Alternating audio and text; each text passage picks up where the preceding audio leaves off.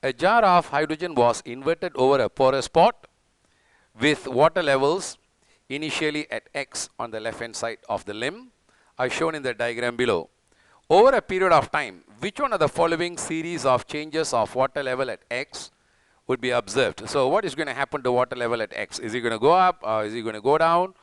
Okay, so that is what we need to determine. Okay, and that will be for the short term, but long term, would it return back to X or would it stay, at the elevated position or at the lowered position? So let's see what happens.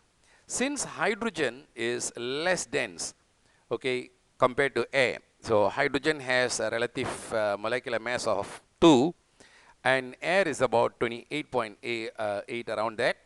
So hydrogen is definitely less dense compared to air. So what is going to happen to hydrogen is that it's going to diffuse in much faster compared to air molecules diffusing out of the porous pot. So what would happen? If there is more hydrogen gas entering and less of air molecules is getting out, so the net pressure of the gases inside the porous pot is going to increase. So the pressure inside the porous pot would increase, and when the pressure here is going to increase, it's going to of course push down the water level at X. Okay, so water level at X is going to start dropping. So water level at X is supposed to fall. So which actually points to option A or C. So falls. Okay, but what happens, what would happen, okay, over a long term or long run?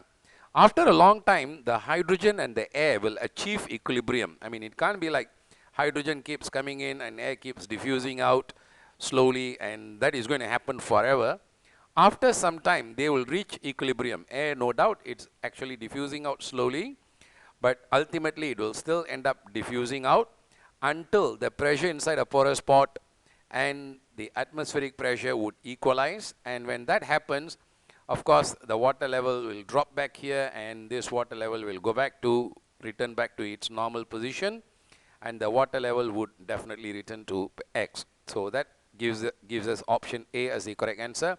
Falls and then rises and returns to point X again.